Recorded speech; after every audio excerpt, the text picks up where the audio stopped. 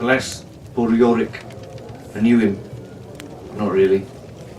So, we appear to have arrived in some kind of city, but it's full of bones and a lot of dead folk. So, what shall we find inside? Come closer, and I'll continue our tale.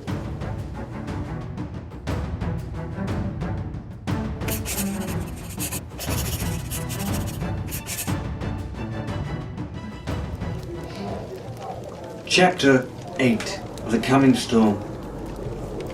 In the valley below, Jean was rubbing his head.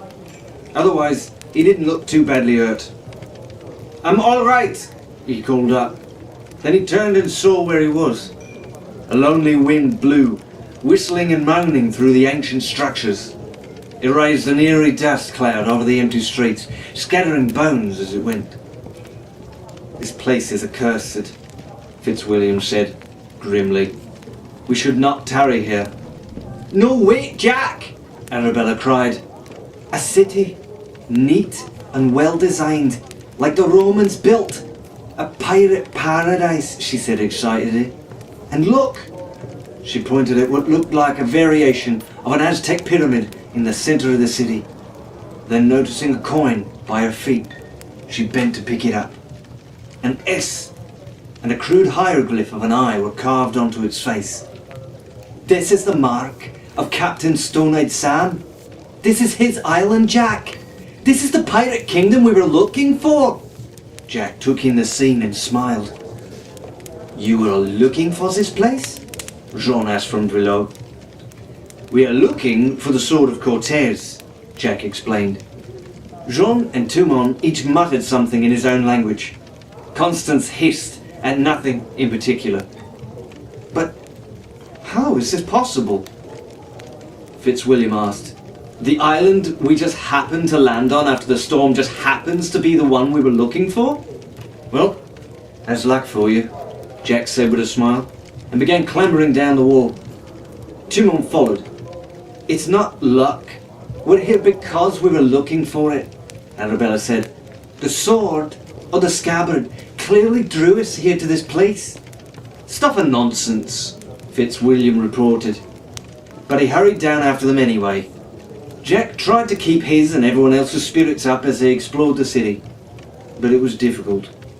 Even the promise of the Sword of Cortés wasn't enough to erase the horror of the things they saw. Since they had no idea where the sword might be, they had to look everywhere. They saw the skeleton of a washerwoman still bent over the tub, with the clothes inside long, dry and eaten away.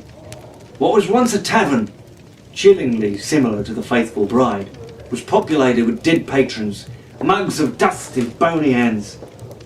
Humans weren't the only ones dead in the city.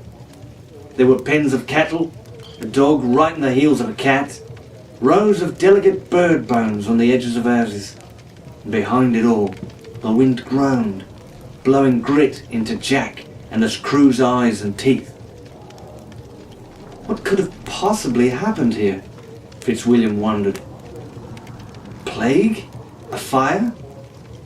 It was a curse, Timon muttered. The Sword of Cortés, Jack said. As soon as Stone-Eyed Sam lost the scabbard, his kingdom went to ruin. The loss of the scabbard will cause kingdoms to scab over, Arabella muttered to herself, repeating the same line she'd heard at the inn. This is just where the commoners lived, Jack said. There's nothing royal about all this. He pointed to a shattered dining room with 4 grinning skeletons sat around a collapsed table, still waiting for their dinner. Let's get to that pyramid for a better view. Jack was relieved to find that the stepped sides of the pyramid made for very easy climbing. He scurried to the top like a squirrel and began to scan the city for something more royal. But then he was distracted by something else. Jack's eyes popped when he looked out over the top of the jungle.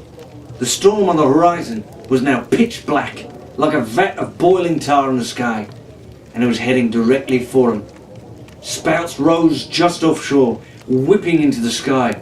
It was only a matter of time before the storm would reach them. Jack stumbled quickly back down the pyramid, almost falling as he went.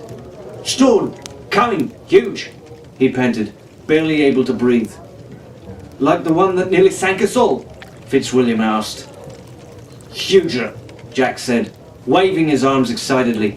Have to take cover! Winds! Look! Arabella shouted, pointing up over one of the boulevards. It led straight to a huge, ruined, pyramid-shaped palace that was previously hidden from their view by the overgrown jungle that surrounded them. Its stone walls, once grand, were crumbling and strained. The vines that crawled up the walls were twisting in the wind like venomous snakes. Well, looks like the very place one might find a cursed sword, Jack shouted back, holding his bandana against his head to keep it from blowing off. Arabella nodded. And a good place to take cover. Then, a bolt of lightning shattered a group of trees directly behind Jack. To the palace! He commanded. And with that, I'm afraid that's all we have time for. So, what lies inside the palace? Will it be the Sword of Cortés? Well, I'm afraid you're going to have to tune in tomorrow to find out. So until then, may your sailing be smooth, keep the wind always at your back, and may your compass always point true. Good night.